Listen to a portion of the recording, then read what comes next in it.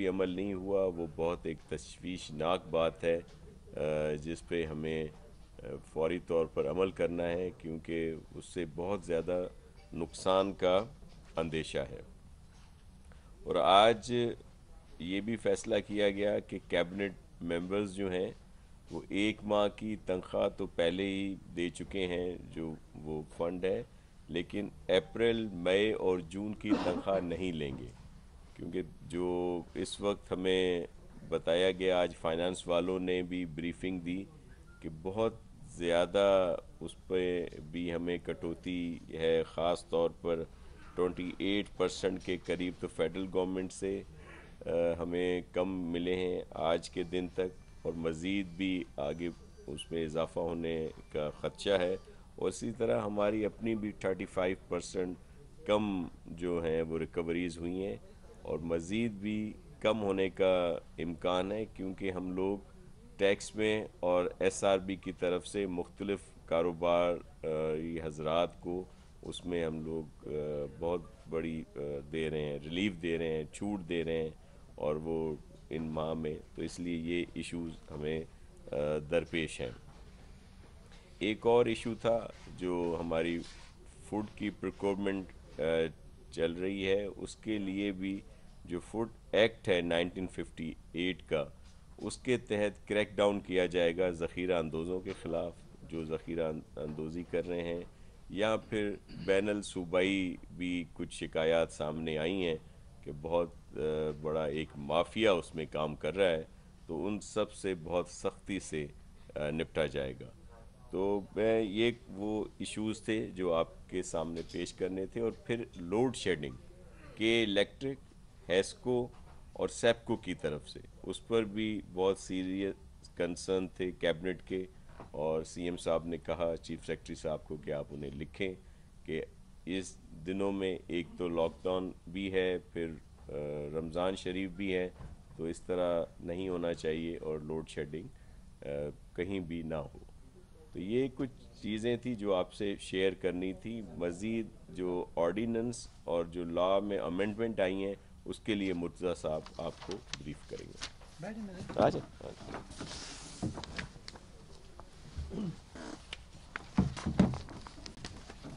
बिस्मिल्लाहिर्रहमानिर्रहीम। आज सिंध हुकूमत ने 3 कवानीन के मुसव्वदे थे जिसके ऊपर बात की और उसकी मंजूरी दी गई। पहला कानूनी मुसव्वदा था सिंध एपिडेमिक डिजीज़ एक्ट 2014। जैसा कि आप तमाम दोस्त जानते हैं, जब से पेंडेमिक फैला है सिंध हुकूमत गाहे बगाहे जो फ़ैसले करती चली आ रही है वो इस कानून के तहत इशू किया गया है, लेकिन उसकी सज़ा बड़ी कम थी माजी में। तो पहला फ़ैसला ये किया गया कि उसकी सज़ा को सख्त बनाया गया है, और माजी में फ़ाइनेंशियल पेनल्टी सिर्फ 600 रुपये थी इसकी, पाकिस्तान पीनल कोड के तहत सेक्शन 188 के तहत। तो उस क्लॉज को डिलीट करके एक नया क्लॉज ऐड किया गया है जिसके अंदर सज़ा को 10 लाख तक इम्पोज किया जा सकता है। ये मैक्सिमम अमाउंट है 10 लाख।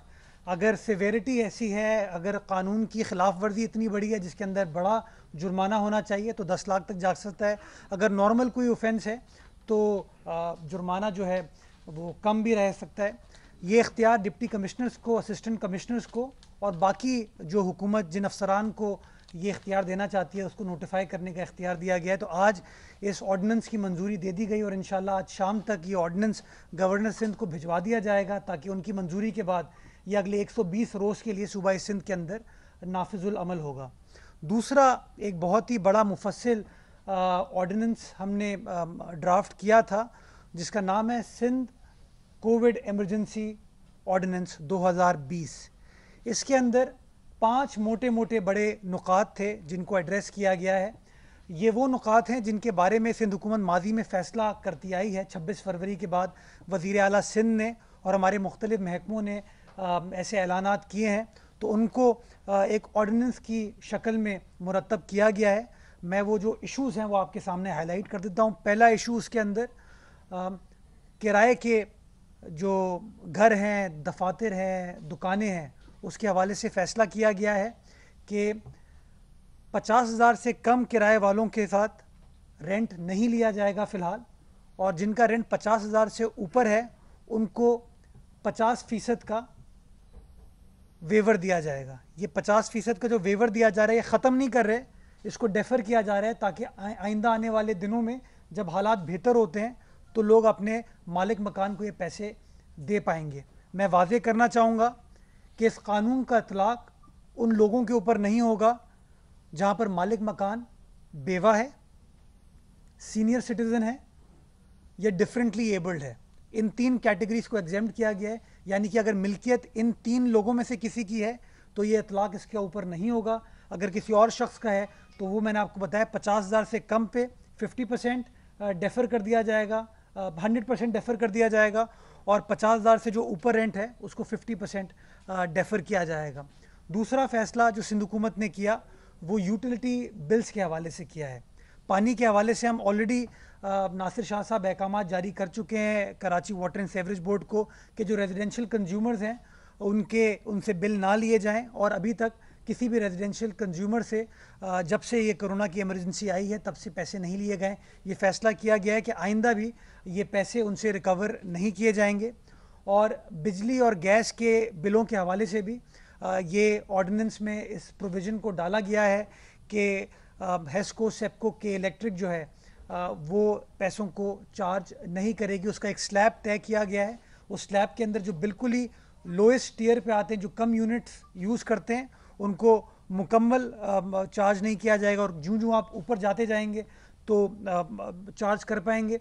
इसके अलावा मैं आपको बता देता हूँ,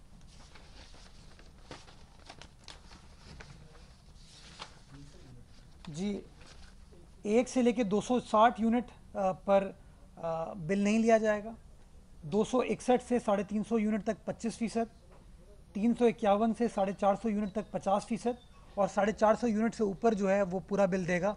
तो इस स्लैब से आपको अंदाज़ा हो रहा है कि गरीब आदमी को, जो मुतवसत तबका है, उसको रिलीफ देने के लिए इस ऑर्डिनेंस को इशू किया गया है। तीसरा जो इशू जिसके अंदर एड्रेस किया गया वो नौकरियों के हवाले से है कि ये ख़बरें बड़ी मंजर आम पे आई हैं कि लोगों को नौकरियों से बेदखल किया जा रहा है। इस हवाले से लेबर डिपार्टमेंट ने SOPs इशू की थी, अहकाम जारी किए थे कि किसी शख्स को नौकरी से बेदखल नहीं किया जाएगा, उसकी तनख्वाह भी उसको दी जाएगी।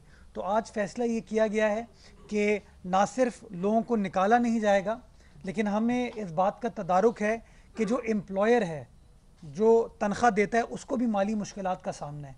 तो इसलिए सिंध हुकूमत ने स्लैब्स मुतय्यन किए हैं कि जिन लोगों की तनख्वाह 50,000 से कम है उनकी तनख्वाह पूरी दी जाएगी, जिनकी तनख्वाह 50,000 से ऊपर है उनको स्लैब में बाइफरकेट किया गया है और उनकी कटौती एम्प्लॉयर कर पाएगा। इसको करने का बुनियादी मकसद यही है ताकि सारा बर्डन जो है वो एम्प्लॉयर के ऊपर ना जाए। जो बिल्कुल ही गरीब लोग हैं, जिनके लिए गुजर बसर सिर्फ तनख्वाह से होता है, जिनके लिए वो पैसा बहुत ज़रूरी है, उनको मैक्सिमम रिलीफ देने की कोशिश की गई है। चौथा इशू जो कानूनी ऑब्लिगेशन है लोगों की, वो जैसा कि आप सब समझते हैं कि लोग अग्रीमेंट्स करते हैं, उस अग्रीमेंट के अंदर टाइम फ्रेम लिखा हुआ होता है कि कितने दिन के अंदर उस कॉन्ट्रैक्ट को अमल दरामद करना होगा।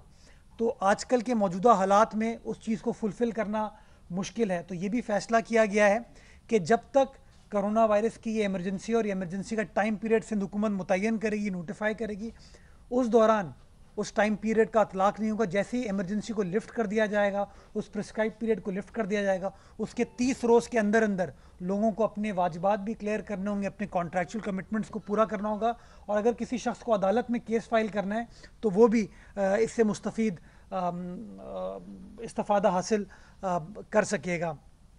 आखिरी चीज़ वो तालीमी इदारों के हवाले से सिंध हुकूमत ने फ़ैसला किया था कि जो तालीमी इदारे हैं वो 80% अपनी फ़ी चार्ज कर पाएंगे, 20% वो फ़ी चार्ज नहीं करेंगे। पिछले दिनों आप सब जानते हैं कि सिंध हुकूमत के इस फैसले के बाद जब एजुकेशन डिपार्टमेंट ने वो डायरेक्शंस तालीमी इदारों को इशू की तो कुछ तालीमी इदारे अदालत में गए, उन्होंने अदालत से रुजू किया और एक कानूनी इशू इसके ऊपर चल रहा है। तो उस हवाले से इस ऑर्डिनेंस के अंदर उस चीज़ को भी मेक श्योर किया गया है कि इसको कानूनी शक्ल दी जाए कि तालीमी इदारे 20% डिस्काउंट जो है अपने तलबा को देंगे। मैं ये वाज़े करना चाहूँगा इसकी लॉजिक भी, क्योंकि बहुत सारे लोग ये कह रहे हैं कि जी स्कूल ये खर्चा कैसे बेयर करेगा। स्कूल को आप एक तरफ कह रहे हैं कि वो अपने असातिज़ा जो अपने एम्प्लॉयज़ हैं उनकी तनख्वाह पूरी दे, फिर लेकिन आप कह रहे हैं कि फ़ीस वो 80% चार्ज करें।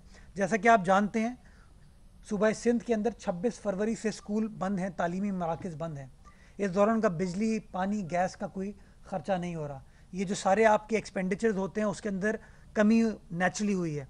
तो इसलिए ये 20% एजुकेशन डिपार्टमेंट ने प्रपोज किया था कि ये रीज़नेबल अमाउंट है, चूँकि उनके ये तमाम अखराजात नहीं हो रहे इसलिए वो 20% बेयर कर सकते हैं। इसलिए सिंध हुकूमत ने यह फ़ैसला किया है और इस बात की भी मंजूरी दे दी गई है।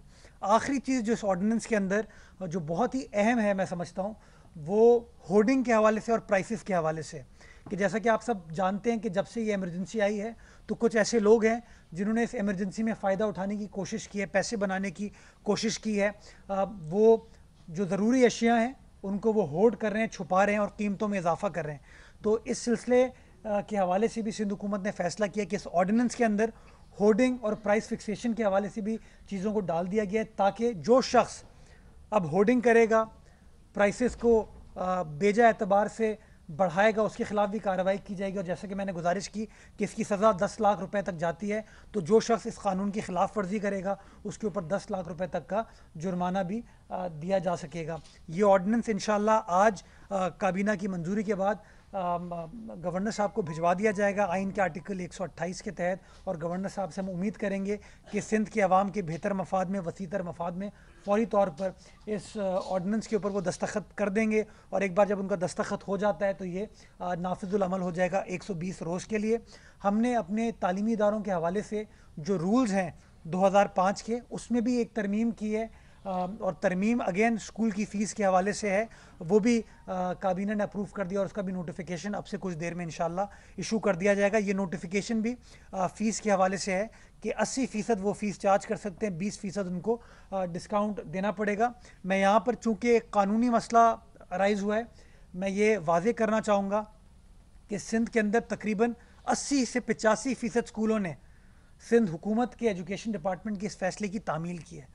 और मैं आपके तवज्जुह से उन तमाम तालीमी इदारों का सिंध की आवाम के बिहाफ पे, सिंध हुकूमत के बिहाफ पर शुक्रिया अदा करना चाहूँगा कि आपने इस मुश्किल वक्त में अपनी हुकूमत का साथ दिया, आपने अपनी आवाम का साथ दिया और आपने पब्लिक को, वालदैन को 20% का डिस्काउंट दिया। तो मैं एक बार फिर सिंध हुकूमत के बिहाफ पे, सिंध की आवाम के बिहाफ पे उन तमाम स्कूलों का शुक्रगुजार हूँ। और जो बाकी 10-15% स्कूलों ने इस हुक्म की तामील नहीं की, उनसे मैं एक बार फिर गुजारिश करना चाहूँगा, मुदबाना गुजारिश करना चाहूँगा कि सिंध की आवाम के वसीतर मफाद में, बेहतरीन मफाद में, एहसास भाईचारगी के तहत उनको भी इस हुक्म पर अमल दरामद करना चाहिए। अगर वो नहीं करेंगे तो फिर जो कानूनी ऑप्शन सिंध हुकूमत के पास मौजूद हैं वो कानूनी ऑप्शंस को इस्तेमाल किया जाएगा उनके खिलाफ।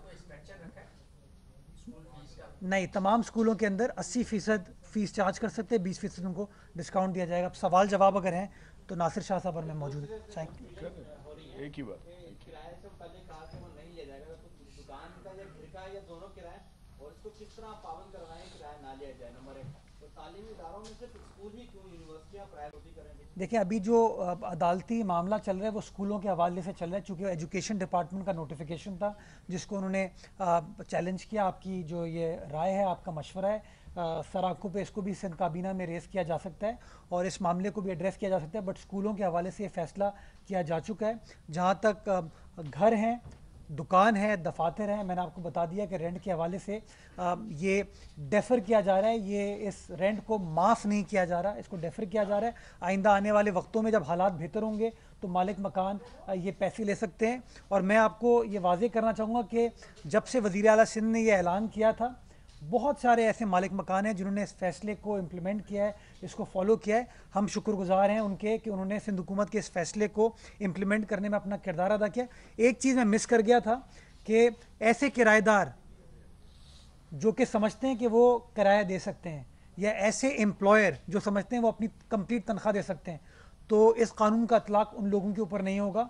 ये जो शख्स समझता है कि उसकी इस्तात है अपनी तनख्वाह पे करने की, उसकी इस्तात है किराया अदा करने की, तो कानून का इतलाक़ उन लोगों के ऊपर नहीं होगा, बाकी लोगों पर। अच्छा, मेरे साथ मुझे बता रहे हैं कि टेस्टिंग कैपेसिटी के हवाले से आप लोगों ने बात की थी। इस वक्त कराची में रोज़ाना की बुनियादों पर केसेस में बहुत ज़्यादा इजाफा देखने में आ रहा है। एक तो आप लोगों ने एक मतलब अपनी अपनाई थी कि मुख्तलिफ यूसीज को सील किया जा रहा था, वो भी आप लोगों ने ख़त्म कर दिया। अब फिर टेस्टिंग की आपने बात की थी, टेस्टिंग कैपेसिटी को हम बढ़ा रहे हैं, लेकिन चूंकि 5000 तक बढ़ गई है, लेकिन फिर भी 3000 2500 टेस्ट आप कर रहे हैं।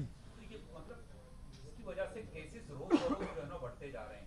किस तरह आप देख रहे हैं, कराची को खास तौर पर फोकस किए जा रहे हैं क्योंकि सबसे ज़्यादा कराची में केसेस जो है ना वो बढ़ते हुए दिखाई दे रहे हैं। अच्छा, मैं पहले आपके इस तासुर की तस्हीह करना चाहूँगा। सिंध हुकूमत सिर्फ कराची पर फोकस नहीं कर रही है। सूबा सिंध में जहाँ कहीं से केसेस आइडेंटिफाई हो रहे हैं, किसी शख्स के सिम्टम्स डेवलप होते हैं, हेल्थ डिपार्टमेंट की टीम उनके पास जाती है, उनके टेस्ट लिए जाते हैं और वो रिपोर्ट जो है सिर्फ कराची में अगेन टेस्ट नहीं हो रहे, कराची में भी हो रहे हैं, हैदराबाद में, जामशोरों में, गम्बट में। इंशाल्लाह लाड़काना की लेबॉरेटरी हमारी फिक्स हो चुकी है, बन चुकी है, वहाँ मशीनें सिंध हुकूमत पहुँचा चुकी है, उसकी इस वक्त वैलिडेशन चल रही है। अगले 2 से 3 रोज़ में इंशाल्लाह लाड़काना में भी टेस्टिंग का प्रोसेस स्टार्ट हो जाएगा। ये जो आपने केसेस में इजाफे का जिक्र किया, देखिए जहाँ जहाँ टेस्ट किया जाएगा केसेस आपको आइडेंटिफाई होंगे और 11 से 12% ये चीज़ आ रही है, तो आप टेस्टों पे फोकस ना करें। मैं समझता हूँ केसेस में इजाफा इसलिए हो रहा है कि लॉकडाउन को मुतासिर किया गया है। मैं समझता हूँ केसों में इसलिए इजाफा हुआ है कि लोगों ने लॉकडाउन को वायलेट किया और इसलिए बार बार सिंध हुकूमत के चाहे वज़ीर आला हों, हमारे बाकी वुज़रा हों, बार बार जब मीडिया पर आके बात करते हैं हम इस बात पर जोर देते हैं, हम लोगों से गुजारिश करते हैं कि ये जो लॉकडाउन का फ़ैसला किया था ये नागज़ीर था, ये फ़ैसला आवाम के वसीतर मफाद में किया था और सिंध हुकूमत ने आवाम को इस वायरस से बचाने के लिए ये फ़ैसला किया था। तो मैं समझता हूँ आपके मीडिया के दोस्तों के तवज्जुह से यही मैसेज सिंध की आवाम को जाना चाहिए, बल्कि पाकिस्तान की आवाम को जाना चाहिए कि अगर हम अपने आप को आइसोलेट करेंगे, घरों में रखेंगे, तो ज़्यादा बेहतर तरीके से हम इसके जो मुस्बित असरात हैं उनको फेस कर पाएंगे। कल मैंने एक मैसेज दिया था कि सूबा सिंध के अंदर 182 बच्चे हैं 10 साल से कम उम्र जिनको कोरोना वायरस का केस पॉजिटिव आया है। तकरीबन 800 अफराद ऐसे हैं जिनकी 60 साल से उम्र बड़ी है जिनके कोरोना वायरस के केस हैं। बच्चे तो स्कूल इस वक्त नहीं जा रहे, बच्चे तो बाहर नहीं निकल रहे। जो 60 साल से ऊपर अफराद हैं वो रिटायर्ड लिस्ट में आते हैं, वो तो अपने दफातर नहीं जा रहे, लेकिन उसके बावजूद उनके केस पॉजिटिव हो रहे हैं। इसका मतलब क्या कि अगर मैं घर से बाहर निकल रहा हूँ, आप घर से बाहर निकल रहे हैं, हम लोग घरों से बाहर निकल रहे हैं और हम अपनी एहतियात को फॉलो नहीं कर रहे, हम SOPs को फॉलो नहीं कर रहे, तो हम जब घर पहुंचते हैं तो हम वो वायरस को अपने बड़ों को ट्रांसमिट करते हैं, अपने बच्चों को ट्रांसमिट करते हैं। इसलिए सिंध हुकूमत बार बार इस बात पर जोर देती आई है कि हमारे सबके वसीतर मफाद में है कि हम आइसोलेशन की पॉलिसी को फॉलो करें, SOPs को फॉलो करें, लॉकडाउन को फॉलो करें। यकीन जाने हमें खुशी नहीं है ये रिस्ट्रिक्शंस लगा के, ये मुश्किल फ़ैसले हैं, लेकिन ये मुश्किल फ़ैसले आपके वसीतर बेहतरीन मफाद में किए गए। आपकी कोऑपरेशन के बगैर, आपकी मदद के बगैर हम इन फ़ैसलों को कभी भी इम्प्लीमेंट नहीं कर पाएंगे। ये बताइएगा कि आपने गैस की बात की और बिजली की बात की, इस पर रियायत दी जाएगी, तो इससे कबल जो है ये बाकी इदारों ने पावर डिवीजन ने रद्द भी जाहिर किया कि आप इसे हुकूमत नहीं कर सकती, तो फिर आप किस तरह इसको इम्प्लीमेंट करवाएंगे? इसमें ऐड कीजिएगा कि इलेक्ट्रिक ने चालाकी ये की है कि अभी बिल भेजना शुरू कर दिए और 2 महीनों के बिल वो रीडिंग के साथ, यानी कि जिसके 150 था दूसरे महीने में 150 300 करके उसके ऊपर सरप्लस चार्जेस करके आप भेजना शुरू कर दिए। उन्होंने मैसेज भी आ रहे हैं कि जी आप लाजमी भरे वरना डिस्कनेक्शन हो जाएगा। अच्छा, मैं बड़ा शुक्रगुजार हूँ आपने जो ये सवाल पूछा। गोया आपके सवाल से जो मैं मतन अखज़ कर रहा हूँ वो ये कि सिंध हुकूमत आवाम को रिलीफ देना चाहती है, वफाकी हुकूमत रिलीफ नहीं देना चाहती। तो मैं शुक्रगुजार हूँ आपका कि आपने इस पॉइंट को हाईलाइट कर दिया। हम तो बार बार कह रहे हैं ये कि हमारी जो जो फैसले हैं वो आवाम के बेहतरीन वसीतर मफाद में सिंध हुकूमत ने फ़ैसला दिया ताकि गरीब आदमी को रिलीफ दे सकें, तनख्वाहदार तबके को रिलीफ दे सकें। अगर फेडरल गवर्नमेंट ये कहती है कि सिंध हुकूमत का ये फ़ैसला गलत है, तो मैं समझता हूँ उनको भी इसकी नज़रसानी करनी चाहिए। हम इस वक्त कोई पॉलिटिकल पॉइंट स्कोरिंग पे, हम कोई वफाक सूबों के इख्तलाफात में बिलीव नहीं करते। हम समझते हैं हम सब 22 करोड़ पाकिस्तानी कोरोना वायरस की वबा से निमटने के लिए एक ही मिशन पर निकले हुए, हम सबको मिलकर काम करने की ज़रूरत है। अगर सिंध हुकूमत ने यह ऐलान किया है जो आवाम के बेहतरीन मफाद में, तो मैं समझता हूँ वफाकी हुकूमत को हमारे इस ऐलान का खैर मकदम करना चाहिए, हमें सपोर्ट करना चाहिए और इसी तरह के काम में हमारी मदद करते हुए आगे बढ़ना चाहिए। ये ताजरों ने ऑनलाइन खरीदारी की बात की है और वो एतराज है उनको कि ऑनलाइन से सब ताजरों को फैसिलिटेट नहीं किया जा रहा।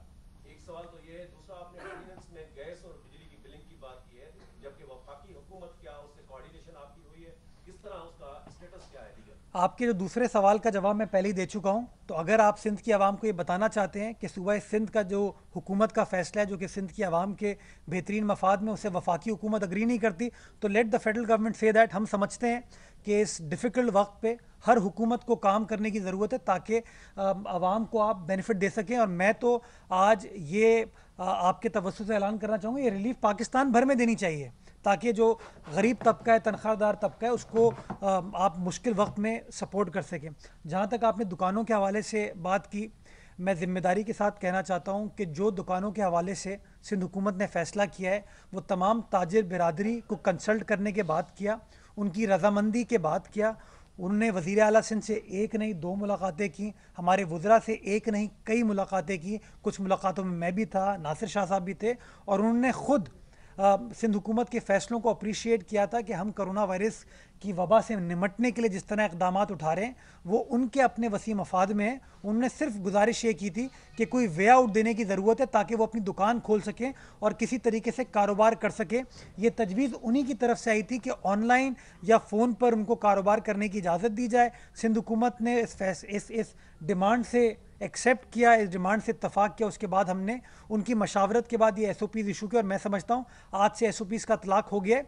We are moving in the right direction. Allah करे अगले 14-15 रोज़ में हालात और बेहतर हो जाएं, हम इस वबा को काबू पा लें तो सारी दुकानें खुल जाएं, हमें कोई एतराज़ नहीं है। लेकिन लोगों को ये समझने की ज़रूरत है कि हमें शौक़ नहीं है दुकानें बंद करने का, हमें शौक़ नहीं है दफातर बंद करने का। हम समझते हैं कि ये फ़ैसले उन्हीं की भलाई के लिए हो रहे हैं, उन्हीं की बेहतरी के लिए हो रहे हैं कि उन्हें एहतियात करने की ज़रूरत है। इसलिए सिंध हुकूमत ने फ़ैसले किए हैं। अगर वो हमारा साथ देंगे, हमें सपोर्ट करेंगे, आवाम हमारा साथ देगी, तो यकीन जाने कोरोना वायरस की इस जंग में सिंध हुकूमत और बेहतर तरीके से, मुतहर्रिक तरीके से कामयाबी के साथ काम कर पाएगी। ये करके मैं आ रहा हूँ। एक शिकायत आई आज जो आज मुशारत में अपडेट था कि सिटी के दूर दराज इलाके हैं, शहर है, काठा, कोस्टा, डाबलू एरियाज है यहाँ। अब वहाँ लोग तो गदा गाड़ी पे, ऊँट पे, दगा गाड़ी में इसमें लेके सामान जाते हैं या कोई दुकान से आके बाजार को उनको खरीदना पड़ता है। तो इस तरह के जो एरियाज है उनमें वो ऑनलाइन खरीदारी किस तरह करेगा? वहाँ तो मोबाइल बहुत सारे इलाके हैं जहाँ मोबाइल सिस्टम ही नहीं है। नहीं, फ़ोन तो मैं समझता हूँ पाकिस्तान के हर हिस्से में अब अल्हम्दुलिल्लाह अवेलेबल है। आप इंटरनेट पर ऑर्डर नहीं कर सकते तो आप फ़ोन पर ऑर्डर कर सकते हैं। और मैं समझता हूँ कि कोरोना वायरस भी वो कहते हैं ना, it's the new way of living now. हम सबको रीएडजस्ट करना होगा, हम सबको अपनी आदतों को चेंज करना होगा। माजी में हमारी प्रेस कॉन्फ्रेंसेज रोज़ होती थी, दिन में 2-2 3-3 बार आपसे बात करते थे, हम करीब बैठते थे। अब ऐसा नहीं हो रहा। तो हमें सबको अपनी आदत को चेंज करने की ज़रूरत है। और मैं समझता हूँ यही मैसेज अगर मीडिया के थ्रू पब्लिक को जाएगा तो ज़्यादा बेहतर तरीके से इस प्रॉब्लम को वो समझ पाएंगे। ये करके मैं आ रहा हूँ। फरमाइएगा कि आप ऑर्डिनेंस भेज रहे हैं गवर्नर हाउस को। गवर्नर हाउस ने पहले ही खदशात जाहिर कर दिए कि एसेंशियल सर्विसेज पर कमान नहीं है प्रोविंशियल गवर्नमेंट की। फरमाइएगा अगर वहाँ से अप्रूवल नहीं आती है तो उसके बाद आपके पास कानूनी क्या ऑप्शन होगा? और दूसरा, आपने साइबर क्राइम को भी खत लिखा है, मुख्तलिफ जो एक्टिविटीज इंटरनेट के थ्रू हो रही हैं उस पर कुछ स्टेक होल्डर्स का ख्याल है कि आप तनकीद से के खौफ के मारे ये खत लिख रहे हैं। अच्छा, मैं कौन सा जवाब पहले दूं, आप बताइए। स्पाइसी जवाब पहले दूं या अच्छा देखिए, आपने जो ऑर्डिनेंस के हवाले से बात की, देखिए हमारा गिला यही है कि पहले चीज़ को देख लो, पढ़ लो, फिर जवाब दे दो। तो अभी तक उनके पास मुसव्वदा ज्ञान ही, उन्होंने कह दिया कि हम इससे इत्तफाक नहीं करते। मैं समझता हूँ इनअप्रोप्रिएट चीज़ है, पहले कागज़ को पढ़ लें।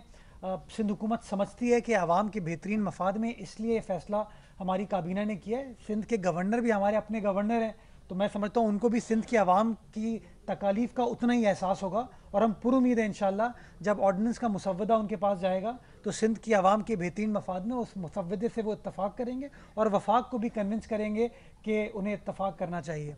अब जो आपने साइबर क्राइम के हवाले से बात की, मैं तो अपना कानूनी हक़ इस्तेमाल कर रहा हूँ कि अगर मेरी हुकूमत के ख़िलाफ़, वो हुकूमत जो कि 26 फरवरी से नेक नियति के साथ काम कर रही है, वो हुकूमत जो कि जब बाकी वफाकी हुकूमत के वज़रा गायब थे, बाकी सियासी जो हमारे हरीफ हैं वो मैदान में नहीं थे, हमारा वज़ीर आला, हमारे वज़रा, हमारा health department, industries department, local government department मुतहर्रिक अंदाज से लोगों के इंटरेस्ट को प्रोटेक्ट करने के लिए काम कर रहा था। और आपने देखा कि दुनिया भर से उस काम की पजीराई आई, दुनिया भर से। ऑल ऑफ अ सडन पिछले कोई हफ्ते 10-12 रोज़ में एक नई कैंपेन प्रोपेगेंडा की स्टार्ट हुई हमारे खिलाफ। कुछ वफाकी वज़रा कराची आते हैं, इल्ज़ाम का निशाना बनाते हैं हमको, कोई 8 अरब कहता है, कोई 12 अरब कहता है, जो हक़ाइक़ के मुनाफी बात थी, हम खामोश रहे। हमने सनतें बंद की तो आवाम के वसीतर मफाद में, आपके वसीतर मफाद में की। हम पर इल्ज़ाम लगाया गया कि शायद हम सनतकारों से दुश्मनी कर रहे हैं। हमने सनतकारों की रिक्वेस्ट पे सनतों को खोलने का फ़ैसला किया, वज़ीर आज़म की रिक्वेस्ट पे सनतों को खोलने का फ़ैसला किया, तो हम पे फिर इल्ज़ाम लग रहा है कि हम पैसे ले रहे हैं। तो हम क्या कह रहे हैं कि भाई शवाहिद अगर किसी के पास हैं, कल मैंने ये पैगाम दिया था परसों, और पैगाम दिए हुए 36 घंटे हो गए, अगर किसी शख्स के पास कोई शवाहिद है कि सिंध हुकूमत ने आपसे पैसे मांगे, हमारे किसी अफसर ने आपसे पैसे मांगे, हमारे किसी वज़ीर ने आपसे पैसे मांगे, तो बताइए। अभी तक 36 घंटों में मेरे पास तो इत्तला नहीं आई। आप लोग भी शहर में घूमते फिरते हैं, आपको किसी ने शवाहिद पेश किए? तो मैं समझता हूँ इल्ज़ाम लगाना बड़ा आसान है, किसी की ज़ात के ऊपर पर्सनल अटैक करना बड़ा आसान है, लेकिन चीज़ों को प्रूफ करना गलत होता है। सिंध हुकूमत को दुख हुआ, और दुख इसलिए हुआ कि पिछले 60 रोज़ से हम मुल्क के अंदर कंसेंसस पैदा करने की कोशिश कर रहे हैं, हम नैरेटिव बिल्ड करने की कोशिश कर रहे हैं कि ये इक़दामात आवाम के बेहतरीन वसीतर मफाद में, और अगर हम किसी भी सेक्टर को रियायत देते हैं तो रियायत वज़ीर आज़म के कहने पर दी जा रही है। तो क्या मेरे लिए मुनासिब है यह कहना कि वज़ीर आज़म ने किसी से पैसे लिए हैं? मैंने कोई इल्ज़ाम लगाया इस तरह का कि वफाकी हुकूमत क्या कोई वेस्टेड इंटरेस्ट है इन सनतों को खोलने के लिए? वज़ीर आज़म पाकिस्तान ने सूबों को रिक्वेस्ट की, हमारे वज़ीर आला ने वज़ीर आज़म पाकिस्तान का एहतराम किया कि हाँ वज़ीर आज़म साहब आपने ये बात की, हम SOPs के साथ इस चीज़ की इजाज़त दे देते हैं। तो अगर ये एहसास सिंध की हुकूमत में है कि हम इल्ज़ाम तराशी नहीं कर रहे, हम कर सकते हैं इल्ज़ाम तराशी, हम इल्ज़ाम तराशी नहीं कर रहे, हम एहतियात कर रहे हैं बात करने में, तो ये अगर एहतियात हमारे सियासी हरीफ भी करें इस वक्त पर, और सियासी नुक्ताचीनी ना करें, इन हालात में जब आपको कौम को जोड़ने की ज़रूरत है, मुत्तहद करने की ज़रूरत है, आप लोगों के अंदर तफरका पैदा कर रहे हैं, आप गलत बातें करें, इसलिए ये नोटिस भेजा गया, ये ख़त भेजा गया। ये हम चाहते तो पुलिस से इंक्वायरी करा लेते, हमने FIA को भेजा, वफाकी इदारा है, कोई इल्ज़ाम नहीं। अल्लाह करे जिन लोगों ने जो आज बड़ी बड़ी बातें कर रहे हैं उनको वो मैसेजेस फॉरवर्ड करने से पहले सोच लेना चाहिए था कि किस कर्ब से सिंध हुकूमत भी गुजर रही है, हमारे वज़रा भी गुजर रहे हैं, हमारे घर वाले भी ये चीज़ फेस कर रहे हैं। तो मैं समझता हूँ जो लोग नुक्ताचीनी करते हैं उनको ज़रा सोचने की ज़रूरत है। हमारे लिए बहुत आसान है हम फिंगर पॉइंटिंग स्टार्ट कर दें, लेकिन PTI के उन दोस्तों को सोचना चाहिए कि अगर मैं फिंगर पॉइंट करता हूँ तो 4 उंगलियाँ 3 उंगलियाँ मैं अपने आप पर भी पॉइंट कर रहा हूँ। हमारे भी एहसास हैं, हमारे भी जज्बात हैं। इस तरह इल्ज़ाम तराशी ना करें इन हालात में। हम सबको मिलकर कोरोना वायरस की वबा से निमटने की ज़रूरत है। खुदारा कौम को तकसीम ना करें, कौम को तफरके में न डालें, कौम को मुत्तहद करके एक नैरेटिव दें कि ये फ़ैसले हम सब के बेहतरीन मफाद में, क्योंकि corona virus peoples party PTI देख कर नहीं आएगा, कोरोना वायरस छोटा बड़ा अमीर गरीब देख कर नहीं आएगा, हुकूमत ऑपोजिशन देख कर नहीं आएगा। या आपको भी लग सकता है, मुझे भी लग सकता है, आपके घर वालों को भी लग सकता है, मुझे भी लग सकता है। तो खुदारा इसके ऊपर पॉइंट स्कोरिंग ना करें। हमने अपना कानूनी हक़ इस्तेमाल किया है, एक वफाकी इदारे को ख़त लिखा है अपना कानूनी हक़ इस्तेमाल करते हुए, और हम उम्मीद करते हैं कि वो वफाकी इदारा ट्रांसपेरेंटली अच्छे तरीके से मेरिट के ऊपर तहकीकात करेगा, और जिन लोगों ने ये डिसइंफॉर्मेशन फैलाई है उनके खिलाफ कार्रवाई की जाएगी। ये करके जब से सिंध में लॉकडाउन लगा है उस वक्त से बहुत सारे अहकाम हुकूमत की जानिब से जारी किए गए, लेकिन जो अहकाम जारी किए गए हमेशा उसकी खिलाफवर्जी हुई। अभी तक कोई उसके ऊपर अमल दरामद प्रॉपर्ली नहीं हो सका। आप सिंध हुकूमत ने कहा डबल सवारी पे पाबंदी है, ट्रिपल सवारियां चल रही है, कोई इतना ज्यादा मसला नहीं है। मार्केटों का कहा गया कि मार्केटों में रश ना हो, 5 बजे तक हो, लेकिन मार्केटों में अगर आप जाके इस वक्त हालत देखें तो इंतहा से ज्यादा रश है। मसाजिद में बड़े इज्तिमात का मना किया गया, बड़े इज्तिमात भी हो रहे हैं। सर सोशल मीडिया पे आपके ऊपर जो है वो मजाक उड़ाया जा रहा है आपका कि सिंध में कोरोना जो है सुबह 8 बजे सो जाता है और 5 बजे के बाद जो है वो दोबारा जाग जाता है शाम 5 बजे का। तो ये आप ऑर्डर्स तो जारी कर रहे हैं, सब कुछ कर रहे हैं, लेकिन इन पर अमल दरामद कहीं नजर नहीं आ रहा है, इस पर क्या करें? अच्छा, तनकीद का निशाना सिर्फ सिंध हुकूमत या पाकिस्तान पीपल्स पार्टी होती है? कोई पंजाब के बारे में, केपी के बारे में क्यों नहीं बात होती, मुझे समझ नहीं आता। मेरे ख्याल में हालात वहाँ पर और ज़्यादा लॉकडाउन के हवाले से संगीन है। लेकिन आपने सवाल बड़ा अहम किया है। देखिए, रियासत और अवाम एक ही गाड़ी में बैठे हुए हैं। हुकूमत और अवाम एक गाड़ी में हमारी सवारी है। हुकूमत अवाम के बगैर कुछ नहीं कर सकती, अवाम हुकूमत के बगैर कुछ नहीं कर सकती। हमें मिलकर काम करने की ज़रूरत है। हुकूमत ने जो भी इक़दाम उठाए वो अवाम के मफाद में उठाए ना, हमारा अपना मफाद तो नहीं है। देखिए, अभी नासिर शाह साहब बता रहे थे कि जो कारोबार बंद हुआ है, हमें टैक्स कलेक्शन का नुकसान हो रहा है, तो सिंध हुकूमत को नुकसान हो रहा है इसका, लेकिन हमने फ़ैसला अवाम के वसीतर मफाद में किया। मैं समझता हूँ अवाम को समझने की ज़रूरत है कि अगर डबल सवारी पर पाबंदी की गई है तो अवाम की भलाई के लिए है। अगर दुकानों के हवाले से लॉकडाउन का फ़ैसला किया गया है तो अवाम की भलाई के लिए। अगर अवाम ख़ुद अपने इंटरेस्ट को वायलेट करेगी, अगर ख़ुद अपने इंटरेस्ट को बार बार नज़रअंदाज करेगी, तो मैं समझता हूँ ये मुनासिब चीज़ नहीं है। इसलिए हम बार बार कहते हैं कि हुकूमत और आवाम को मिलकर काम करने की ज़रूरत है, और मीडिया को यही मैसेज आवाम को देना चाहिए कि ये फ़ैसला आवाम की भलाई के लिए है, आवाम के बेहतरीन मफाद में। अगर वो हुकूमत का साथ देंगे, आप यकीन जानें वो सिर्फ हुकूमत का साथ नहीं दे रहे होंगे, वो अपना साथ दे रहे होंगे, वो अपने बुज़ुर्गों का साथ दे रहे होंगे, अपने बच्चों का साथ दे रहे होंगे। मैंने आपको फिगर दिया ना कि 800 अफराद 60 साल से बड़ी उम्र के हैं, ये तो बाहर नहीं निकले ना। 182 बच्चे हैं 10 साल से कम उम्र, ये बच्चे तो घरों पर हैं। इनको वायरस कैसे लगाइए, इनके टेस्ट कैसे पॉजिटिव आए? क्योंकि इनके घर से कोई शख्स निकला होगा, किसी ने डबल सवारी की होगी, कोई बाजार गया होगा। तो मैं समझता हूँ ये एहसास मीडिया को हमारी मदद करनी चाहिए ताकि लोगों के अंदर इस बात की और बेहतर तरीके से, मौसर तरीके से तलकीन हो सके और हम मिलकर ये काम कर सकें। हुकूमत और पब्लिक इसमें पार्टनर्स हैं, हम लोग मिलकर काम करेंगे, ज़्यादा मौसर तरीके से एक दूसरे की खिदमत कर पाएंगे। ये कर क्या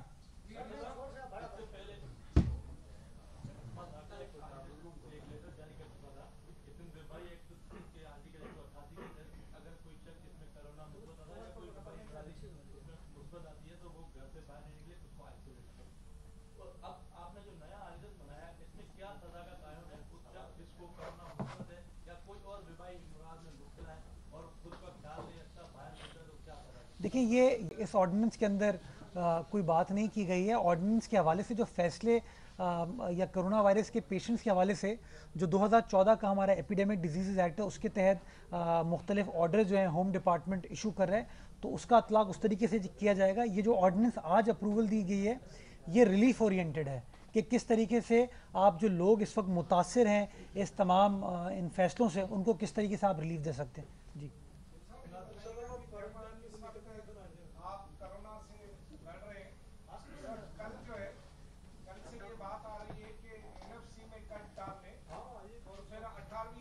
आप जवाब लेने के लिए जो है वो पर तोले जा रहे हैं। क्या ये पूरे कोरोना इतनी बड़ी वबा है, उनको अभी तक 18वीं तरमीम और जो है एनएफसी नजर आ रहा है इतनी बड़ी जंग से निकलने की? दूसरा ये कि वैसे ही सूबों की हालत पतली है, आपने बताया कि अभी बहुत सारे टैक्स आपको मिल ही नहीं रहे, ऊपर से एनएफसी में कट मारा जाए और आपका आईनी हक 18वीं तरमीम छीन दी जाए, तो क्या ये सूबों को धकेला जा रहा है बगावत के लिए? अल्लाह ना करे जी। देखिए, मैं समझता हूँ, थोड़ा सा मैं समझाना चाहूँगा, आईनी एतबार से ये चीज़ हो नहीं सकती है। अगर वफाकी हुकूमत ये सोच भी रही है तो वफाकी हुकूमत के तो अपने हुकूमत के लाले हैं इस वक्त, उनके नंबर सिंपल मेजॉरिटी बड़ी मुश्किल से बनती है। आईनी एतबार से 2/3 अक्सरियत उनके पास नहीं है, और चूँकि 2/3 अक्सरियत उनके पास नहीं है तो ना 18वीं तरमीम के जो फैसले थे उनको वो ख़त्म कर सकते हैं, और ना एनएफसी के हवाले से। मैं ये वाजे करना चाहूँगा, मौजूदा आइन में लिखा हुआ है कि अगला एनएफसी अवार्ड जो है वो पिछले के मुकाबले में और ज़्यादा इख्तियारात देगा और ज़्यादा वसाइल सूबों को देगा। तो जब तक वो मौजूदा आइनी प्रोविज़न मौजूद है, गालिबन आर्टिकल 160 कैपिटल ए है वो आर्टिकल, उसमें लिखा हुआ है। तो मौजूदा जो कॉन्स्टिट्यूशनल फ्रेमवर्क है, आइनी डिस्पेंसेशन है हमारी, उसके अंदर ये चीज़ हो नहीं सकती। तो मुझे नहीं पता कि कौन लोग इस तरह की गॉसिप मॉन्गरिंग कर रहे हैं, कौन इस तरह के ख्यालात कर रहा है। इस तरह की कोई तजवीज़ एटलीस्ट पाकिस्तान पीपल्स पार्टी को या सिंध गवर्नमेंट के साथ शेयर नहीं की है, और ना वो ज़ेर गौर है।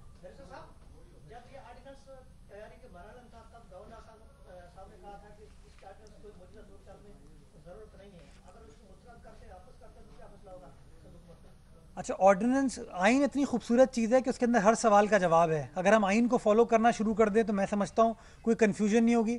आइन के अंदर लिखा हुआ है कि अगर एक बार वो मुस्तरद करते हैं तो हमारे पास इख्तियार है वापस भेजने का। जब सेकंड टाइम हम भेजेंगे तो वो बाइंडिंग होगा उनके ऊपर। बट मैं अभी भी समझता हूँ गवर्नर साहब हमारे अपने गवर्नर हैं, सूबा सिंध के गवर्नर हैं, उनको भी एहसास है सिंध की आवाम का, और सिंध की आवाम को रिलीफ देने के लिए मैं समझता हूँ वो तो और बढ़ चढ़ के इकदाम उठाएंगे और सिंध हुकूमत का साथ देंगे। आखिरी सवाल बस। बैरिस्टर साहब ये बता दें कि जो रोजाना के बुनियाद पे आप लोग शेयर करते हैं फिगर केसेस की, तो उस पर सबसे ज्यादा तादाद कराची की होती है। तो ये सिंध के जो दीगर अजला हैं, लाड़काना, खैरपुर और दीगर जो अजला हैं, क्या वहाँ पर आपने कोई कंट्रोल किया हुआ है या कंट्रोल इसको कोरोना वायरस के उसको खत्म किया हुआ है, क्या है? वहाँ से केसेस जाहिर क्यों नहीं हो रहे, यहाँ ज्यादा क्यों हो रहे कराची? आपके मुंह में घी शक्कर, अल्लाह करे वो कंट्रोल हो गया है, और मेरी दुआ है कि सिर्फ उन ज़िलों में नहीं पाकिस्तान भर में, दुनिया भर में वो कंट्रोल हो।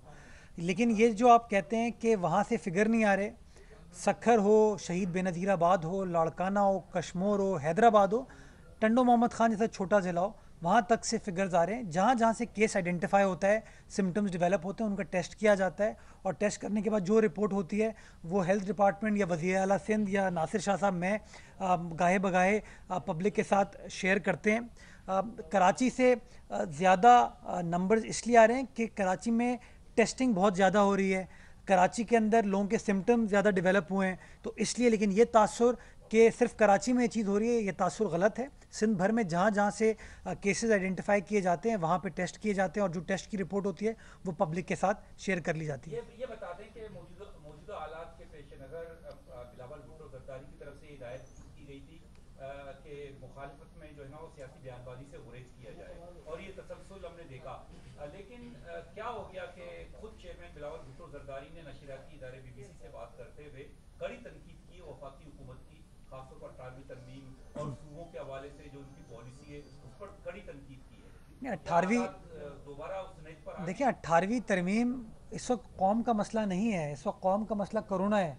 तो कोई भी सियासी लीडर जो है वो नेचुरली सोचेगा कि इस वक्त जब सारी कौम एक मुश्किल में है, हम सब ये सोच रहे हैं कि किस तरीके से अपने आप को, अपनी कौम को हम कोरोना वायरस से बचा सकते हैं, वो 18वीं तरमीम की अगर कोई बात करेगा तो मैं समझता हूँ इनअप्रोप्रिएट है, इसलिए बात की गई। हम आज भी समझते हैं, बिलावल साहब ने तो बार बार हमें कहा है, और आपने देखा कि सिंध हुकूमत ने बीच में बिल्कुल वफाकी हुकूमत के ऊपर तनकीद करना छोड़ दी थी। हमारे बड़े इख्तलाफात थे वफाकी हुकूमत से, उनके वज़रा से, हम बात नहीं कर रहे थे, लेकिन उन्होंने जब बार बार हमें बेजा तनकीद का निशाना बनाया तो हमारी तरफ से जवाबात है। हम आज भी समझते हैं सीज़ फायर होनी चाहिए, हम आज भी समझते हैं हम सबको, जैसे हम कह रहे हैं डॉक्टर्स के लिए सफ़ेद झंडा, मैं समझता हूँ फेडरल गवर्नमेंट, प्रोविंशियल गवर्नमेंट को सबको एक दूसरे की तरफ सफ़ेद झंडा लहराना चाहिए, और हम सबको मिलकर काम करने की ज़रूरत है। मेरा मेरा मेरा मेरा मैसेज आज भी फेडरल गवर्नमेंट से यही है कि हम सबको मिलकर काम करने की ज़रूरत है, लोगों को जोड़ें, मुत्तहद करें, ताकि हम सब एक बयानिया सारी कौम को दे सकें, और वो बयानिया ये है कि एहतियात इस मर्ज का सबसे बेहतरीन इलाज है।